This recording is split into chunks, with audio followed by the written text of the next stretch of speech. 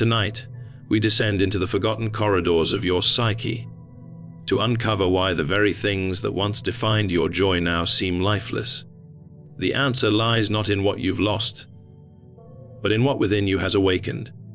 There comes a moment after awakening when everything that once filled your heart with color suddenly turns pale. The guitar gathers dust, the paintbrush lies untouched, the stories you once loved feel hollow. You ask yourself, have I lost my spark? Or have I found something deeper? There comes a time in every awakening soul's journey when the familiar landscape begins to fade. The colors that once thrilled you start to dim, and the rhythm that once carried you through your days begins to falter. You wake up one morning and realize you no longer care for what used to define you. The music you loved feels distant.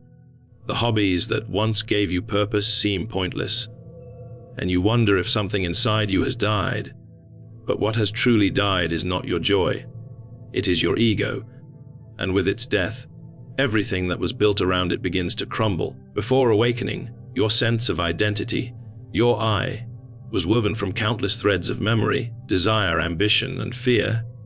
Every hobby, every passion, every pursuit was connected to this structure, this delicate tapestry of who you thought you were. You didn't simply enjoy painting. You enjoyed being the painter. You didn't just write stories. You delighted in being the writer. Each act of creation or interest was, at some level, a performance for the self-image you carefully constructed over the years. And then, awakening came, not as a lightning bolt, but as a quiet unraveling. One by one, those threads began to loosen. The applause of others no longer felt nourishing. The achievements that once inflated your sense of worth began to feel hollow. Even your private joys began to lose their spark, because beneath them, you could sense something deeper calling. A silence, vast and unfamiliar, like an ocean beneath the surface of your mind. This is the moment when many people panic. They say, I used to love this. Why can't I feel it anymore? But the truth is that what they loved was not just the act itself. It was the reflection of themselves within it, and when the ego dissolves, that reflection fades, leaving only the act, pure and bare, without emotional reward. Carl Jung would tell you that this is the psyche reclaiming its energy. What was once projected outward, onto your passions, your relationships, your ambitions, is now being drawn inward. The libido, the vital life force, retreats from the external world to nourish the transformation within. You may feel drained, detached, uninspired, but this is the psyche in process. You are being emptied so that a deeper form of fullness can emerge. Imagine your ego as a small room filled with the things you love: books, instruments, paintings, trophies, memories. For years, you've lived there comfortably, rearranging the furniture of your identity. Awakening, however, knocks down the walls. The air rushes in, and suddenly, that cozy room feels insignificant compared to the vast sky above you. The walls that once made you feel safe now seem suffocating. You can't go back. You've seen too much. So when you lose interest in your hobbies after awakening, it's not because you've become lazy or indifferent. It's because your consciousness has expanded beyond the old boundaries where those hobbies once held meaning. The energy that once flowed into them now seeks a higher channel, a deeper purpose that resonates with your evolving self.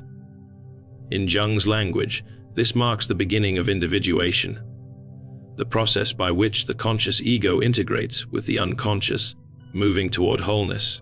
It is not a comfortable journey. It feels like death because, in a very real sense, it is one. The ego resists dissolution with all its might, clinging to familiar pleasures, trying to resurrect old joys that no longer fit the shape of your new awareness. But the psyche knows what it's doing. It dismantles you precisely so that you can rebuild on firmer ground. You may notice subtle shifts in how you relate to your old passions. What once felt like escape now feels empty. What once gave you identity now feels like imitation. You can still play the same music, read the same books, paint the same colors, but the meaning behind them has changed. They no longer fill the void, because the void itself is now sacred. It is the space where the true self begins to speak. This is why so many people feel lost after awakening. They try to return to the comfort of their old egoic structures, to the hobbies, the routines, the pleasures. But they find that the door is locked from the other side. The psyche refuses to regress. Once the light of awareness has pierced the veil, there is no going back to ignorance. You cannot unsee the illusion of your old identity. You cannot unknow the truth that your joys were, in part, the ego's way of keeping you distracted from its own fragility. At first, this inner emptiness feels like punishment, but look closer. It is preparation. The old self is dissolving, yes, but what takes its place is something vast, ancient, and entirely real. Jung called it the emergence of the self, the totality of your being, both conscious and unconscious, united in purpose. The hobbies of the ego were ways of expressing fragments of yourself. The calling of the self demands the expression of the whole. You are not meant to lose joy. You are meant to rediscover it on a higher plane. The interest that once scattered itself across small, external pursuits is now gathering, concentrating, waiting for a new form that aligns with your deeper truth. This transformation cannot be forced. It unfolds organically, like the chrysalis giving way to the butterfly. The caterpillar may mourn its legs, not realizing that wings are forming in their place. The boredom, the disinterest, the numbness, all are symptoms of the old self falling away. In this space of ego dissolution, even time feels strange. Days stretch into long silences. You might stare at a blank canvas for hours, unable to begin. You might pick up your favorite book and feel nothing but indifference. It's as if the soul itself has gone into hibernation, but in reality, something deep within you is stirring. The old motivations, recognition, pleasure, control, no longer hold sway. You are being taught to create without the ego's applause, to act without needing validation, to exist without defining yourself by what you do. This is the hidden purpose of your disinterest. It is not the end of passion, but the purification of it. The flame of creation is not extinguished, it is being drawn inward, refined, prepared for a new expression that will come from the core of your being, not from the surface of your personality. You are dissolving, yes, but you are also transforming. The hobbies, the passions, the identities, they were never yours to begin with. They were masks worn by the ego to give itself substance. Now, the masks fall away. What remains is the raw, unfiltered truth of who you are. The death of interest is the death of illusion. And though the ego may grieve its own fading reflection, the soul, in its quiet knowing, smiles beneath the silence. When you awaken, one of the first and most painful realizations is that the person you thought you were, the one others admired, praised, and loved, was never truly you. It was a carefully constructed mask, a persona built over years of social conditioning, approval-seeking, and silent compromises. You wore it so well that you began to believe it was your face. But awakening does not tolerate deception, even self-deception. It strips you bare, removes the mask, and confronts you with the raw truth of your being. Before awakening, your hobbies often served this persona. You may not have realized it, but much of what you did, what you loved, what you pursued, was unconsciously aligned with how you wanted to be perceived. Perhaps your art wasn't just about expression, it was about being the artist. Perhaps your interest in fitness wasn't simply about health, it was about being the disciplined one. Every action, every pastime, carried with it a subtle desire to reinforce the image you wish to uphold. The persona, in Jung's view, is the social mask we present to the world. It's not inherently false. It's necessary, like clothing to protect us from exposure. But it becomes dangerous when we mistake it for our identity. For years, your hobbies and passions may have been interwoven with that mask. They helped define you, gave you a sense of belonging, offered meaning within the world's narrative. Yet, when the process of awakening begins, that mask begins to crack. You start to feel a strange dissonance. The activities you once pursued with enthusiasm now feel staged, artificial. The roles you played begin to weigh on you. You sense that your laughter isn't as spontaneous, your joy isn't as authentic. Something deep within whispers that you've been acting in a play that no longer interests you. This disillusionment is not depression, it's revelation. You are witnessing the death of the persona, and with it, the collapse of everything that depended on it for meaning. The hobbies that once felt like an extension of who you were suddenly feel like relics of another life. The social motivations behind them, status, validation, recognition, are now transparent and therefore powerless. In the beginning, this feels like loss. You may look at your old creative works and feel detached, as if they were made by someone else. You may revisit your favorite activities and feel nothing but emptiness.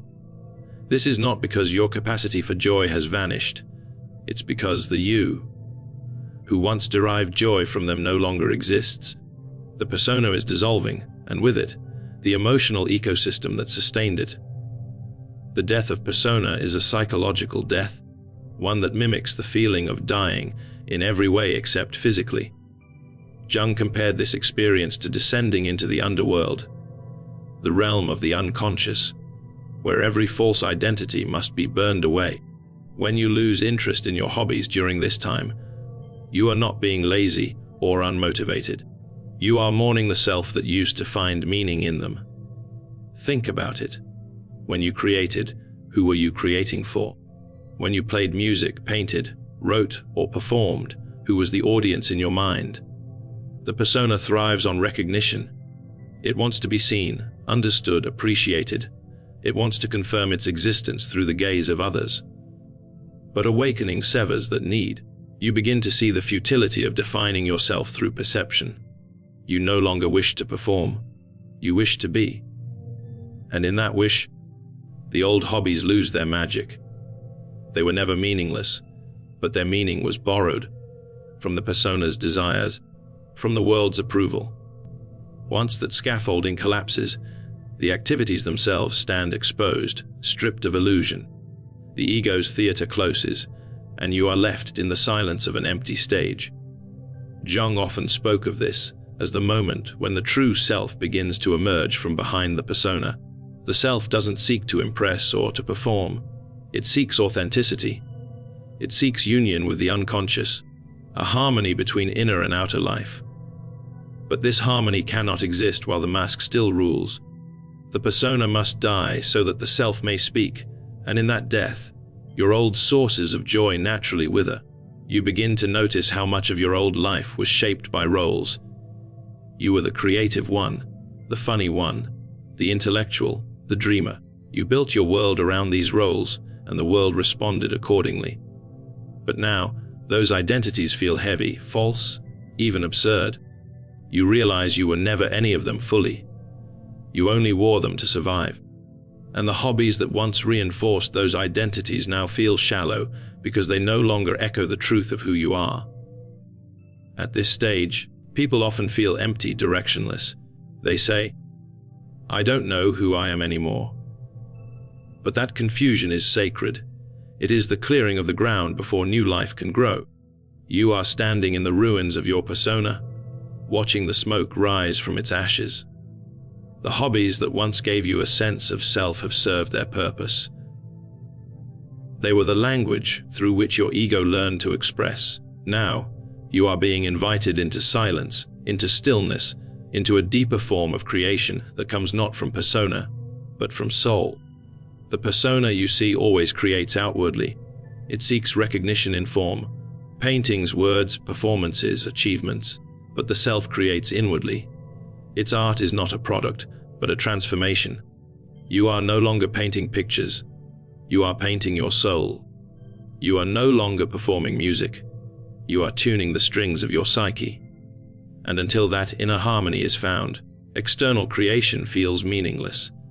This is why, after awakening, your interests fall away.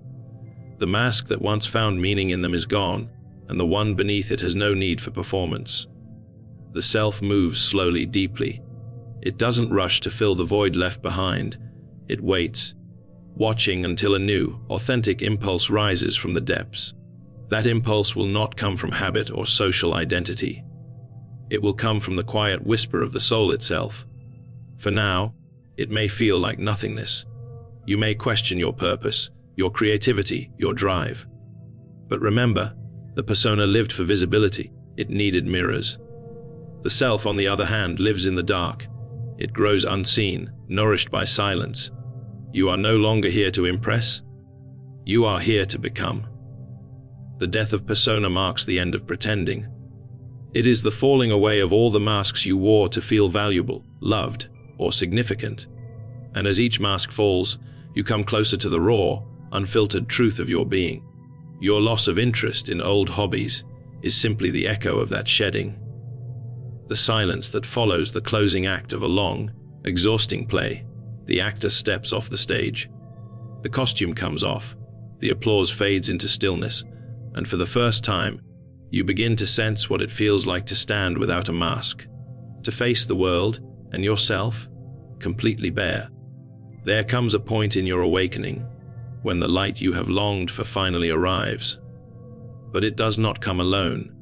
It brings with it something darker, something unsettling, something that has been waiting for centuries in the forgotten chambers of your psyche. This is the shadow, the part of you that you were never allowed to be, the impulses you denied, the truths you buried, the fears you swore you didn't have. When you awaken, you don't just meet your higher self. You meet the self you exiled, and when the shadow begins to rise, the hobbies and interests that once distracted you lose their power. They were, in many ways, shields, ways of channeling your energy away from the unconscious depths. They kept you occupied, busy, productive, inspired. But awakening dismantles the walls between your conscious mind and the dark underworld beneath it. The old diversions cannot protect you anymore. The music, the art, the pursuits that once filled your heart suddenly seem thin, almost hollow, because compared to the magnitude of what is stirring inside you, they feel small. Jung wrote that one does not become enlightened by imagining figures of light, but by making the darkness conscious. The shadow is not evil. It is simply the part of you that was unlived, unexpressed, unacknowledged. When you begin to awaken, that unlived life demands to be seen. You might notice strange emotions bubbling up, anger, envy, grief, desires that shock you, memories that haunt you. These are not intruders. They are your own disowned fragments returning home. And so your psyche withdraws its energy from the surface pleasures that once kept you occupied. The hobbies that once gave you comfort now feel irrelevant, even irritating, because your soul no longer wants to escape itself. It wants to face itself. Every creative act you used to perform was, in part, a negotiation between your conscious self and your repressed one. But now, the negotiation ends. The unconscious breaks through, demanding attention, demanding integration. At first, you resist. You reach for your old interests, hoping they'll numb the unease, but they no longer work. You try to paint, to play, to write, but nothing flows. It feels as if the inspiration has vanished, when in truth, it has simply changed direction. Your creative energy has been redirected inward, toward the great task of reconciliation. The psyche has shifted its focus from entertainment to evolution. This inner confrontation is not gentle. The shadow does not knock softly. It enters like a storm. It brings with it everything you've tried not to see: your pride, your jealousy, your pain, your capacity for cruelty, your fear of insignificance. It's overwhelming, and you may feel detached from the external world as a result. The hobbies that once made you feel alive no longer reach you, because your awareness has descended into the underworld of your own being.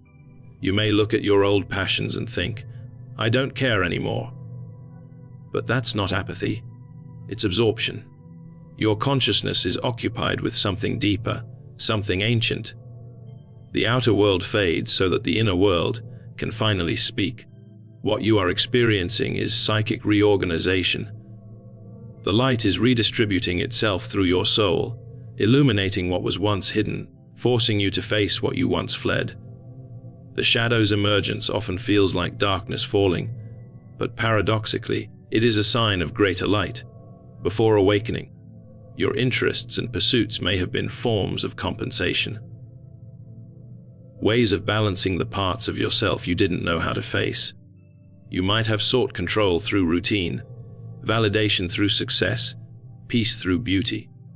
But these were only substitutes for wholeness. When the unconscious begins to stir, those substitutes crumble. You cannot play the same games once you've seen the truth behind them. The activities that once gave you identity now seem to belong to a smaller version of you. The ego that sought comfort in hobbies was also the one that feared its own depths. Now, the shadow invites you to see the parts of yourself that the persona rejected. It whispers, "You are not only light, you are everything." And that truth terrifies the ego. It cannot create freely while that darkness looms. The brush stops, the melody dies, the words freeze. But this creative paralysis is not failure, it is initiation. You are being pulled into the inner abyss so that you can reclaim your power from it. The shadow carries not only darkness, but also the raw life force that was buried with it. The same energy that animates your deepest fears also fuels your greatest potential. The boredom you feel toward your old hobbies is the soul withdrawing from play to prepare for transformation.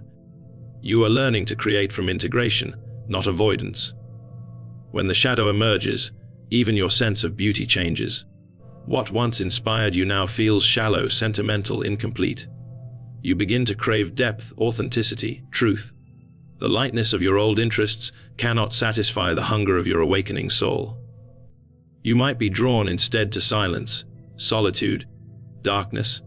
You might find yourself fascinated by the very things you once avoided, the uncomfortable, the mysterious, the painful. This is not regression. This is descent, the necessary descent into the unconscious where real growth occurs. Jung described this descent as the night sea journey, the hero's passage through darkness before rebirth. Every myth, every symbol of transformation carries this same pattern. The light must go down before it can rise. You, too, are following that path.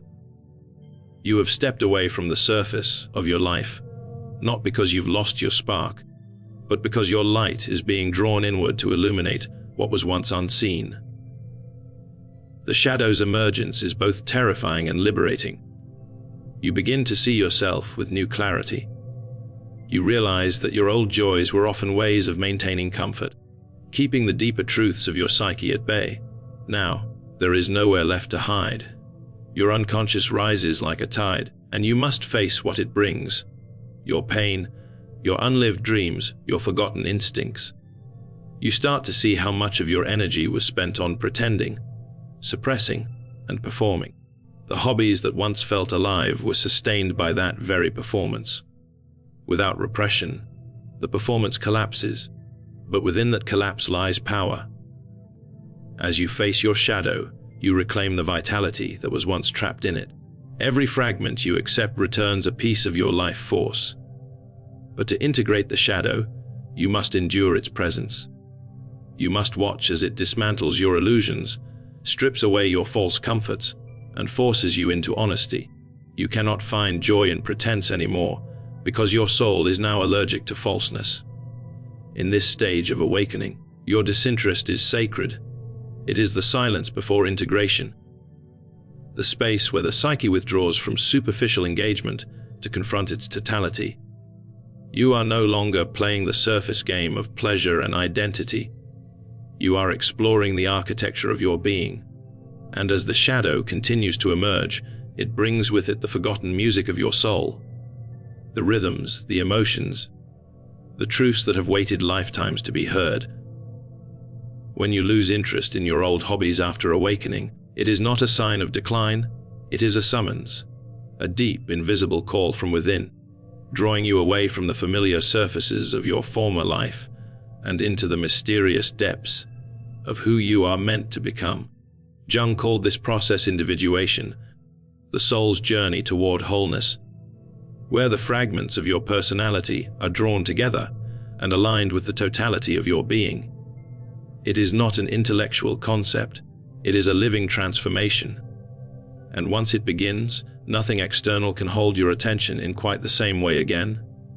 Before awakening, your energy moved outward, constantly seeking expression through form, through your work, your art, your hobbies, your ambitions. You found meaning by engaging with the world, shaping it, and being shaped by it. But awakening reverses that current. The energy that once flowed outward now turns inward. It seeks integration instead of expression. It begins to rebuild the bridge between your conscious mind and your unconscious depths. And in that sacred reconstruction, the old diversions lose their color. You may find yourself sitting before a canvas, a guitar, a notebook, or a project you once loved, and feel nothing. The same hands, the same tools, the same habits, yet the feeling is gone. This emptiness is not failure, it is redirection. The libido, that psychic life force which once animated your creative passions, is now being used elsewhere, pulled into the inner architecture of transformation. You are not meant to create for the world right now. You are meant to create yourself. The process of individuation begins when you stop identifying with the ego, the narrow sense of I that defines itself by roles, desires, and possessions, and begin to sense a larger presence within you, the self. The self is not an identity. It is the totality of your psyche, the divine center that seeks to unify all opposing forces within you. Light and shadow, masculine and feminine, conscious and unconscious. When this deeper center awakens, it demands your full attention, and so your outer interests, once sustained by the ego's need for validation, begin to fall away. The hobbies that once gave you meaning now seem trivial because the meaning they offered was borrowed. They were symbols of an unfinished journey, expressions of a fragmented self. But as individuation begins, the soul no longer seeks scattered expressions of identity. It seeks the source itself. You begin to crave authenticity, depth, silence. You no longer want to play at creativity. You want to become creativity itself. This inner calling is not gentle. It pulls you away from the world, isolates you, strips away the ornaments of personality. You might feel as though you're disappearing, as though the person you once were is dissolving. And in a sense, that's true. The ego resists this process fiercely because individuation requires the ego to surrender its throne. The old joys, the excitement, the sense of accomplishment, the external recognition belong to that smaller self. As it dissolves, those emotions fade, but something vast is forming in their place. You begin to feel drawn to solitude, to reflection, to dreams. Your attention turns inward, and you start to sense patterns, symbols, synchronicities, strange repetitions. The psyche is communicating. The language of the unconscious begins to rise, speaking through intuition, through images, through a quiet knowing that cannot be explained. You are no longer living only in the outer world. You are living between worlds, navigating the border between what you know and what you are becoming. This transition is often misunderstood as emptiness, but it is more accurately a reallocation of psychic energy. You are being restructured from the inside out. The hobbies that once served as creative outlets are temporarily eclipsed by the magnitude of the transformation occurring within. You are not disinterested, you are in gestation. The old self is dying, and the new one is still forming its wings. During this stage, even pleasure transforms. You may find that activities once rooted in excitement or productivity no longer appeal to you. Instead, you feel drawn to meaning, to authenticity, to simplicity. You begin to sense that everything you once did was an unconscious attempt to find what you are now discovering directly, your own essence. The need to chase, to prove, to perfect fades. In its place grows a quiet desire to align, to act in harmony with what is real within you. Individuation is not about becoming someone new. It is about becoming whole. It requires the reintegration of everything you have rejected, forgotten, or hidden from yourself. And this sacred work consumes tremendous energy. The psyche diverts its power from external projects to inner reconstruction. This is why you feel detached from your old pursuits. They no longer feed your growth. Your energy is no longer meant to sustain the old ego's playground. It is building a temple in the depths of your being. As this process deepens, you may notice that even your perception of time changes. The urgency of achievement disappears. The drive to do gives way to the patience to be. You no longer feel the same hunger for stimulation because your attention is turning inward toward integration. The unconscious begins to release what has long been buried. Symbols from dreams, forgotten memories, archetypal imagery. Everything within you seeks reunion. Jung saw individuation as the ultimate goal of human life, the return to the center, the reconciliation of opposites.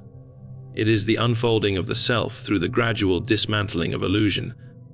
When this process takes hold, your previous interests lose their grip because they were fragments of a divided psyche. They belong to a time when you were chasing wholeness through partial expressions. Now, wholeness itself is chasing you. The old self may resist, saying, "But who am I without these things?" Yet this question itself reveals the truth.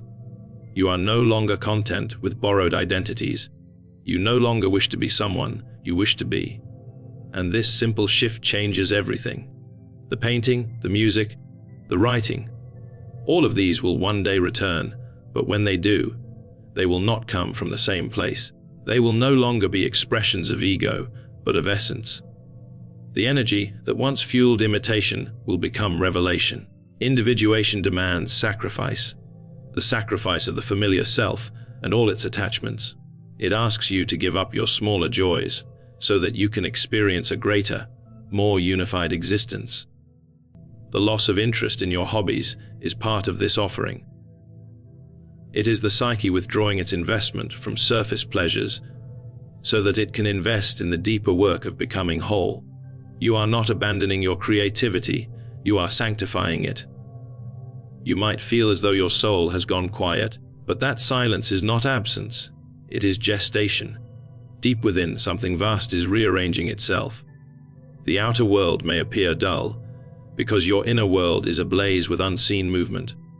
The loss of interest is not a void, it is a threshold.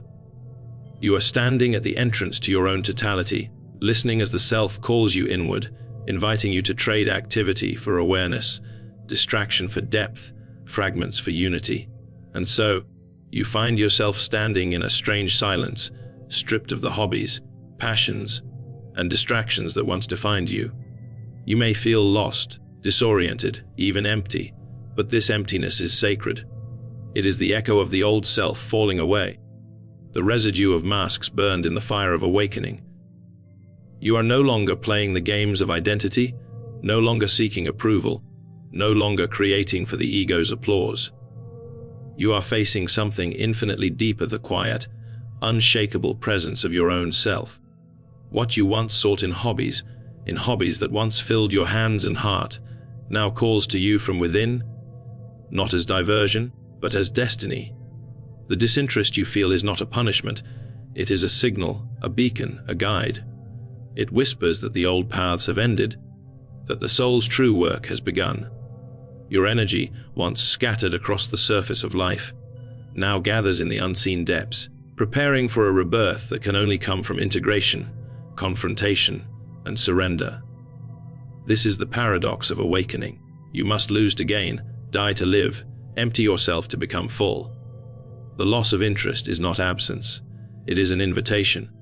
It is the call to witness yourself unmasked, to confront your shadow, to walk the dark corridors of your unconscious, and to answer the subtle summons of individuation. Every flicker of boredom, every pang of detachment, every sense of purposelessness is a mirror reflecting the deeper truth. You are in transformation, and the soul always moves toward wholeness, even when it leaves you feeling untethered. So do not fear the silence. Do not chase the passions that no longer speak to you. Instead, Listen. Listen to the whisper of the self beneath the ruins of your old identity. Listen to the shadow as it returns your stolen energy. Listen to the call of individuation, drawing you inward to the one place where joy is not fleeting, where meaning is not borrowed, and where creation is not an act of ego, but a dance of the soul with eternity. In losing interest, you are awakening fully. In losing yourself, you are beginning to find yourself. And the world, with all its distractions and diversions, is no longer the teacher, the self within is. The question remains, will you heed its call, step into the depths, and allow the silence to teach you the truths that no hobby, no pastime, no external joy ever could?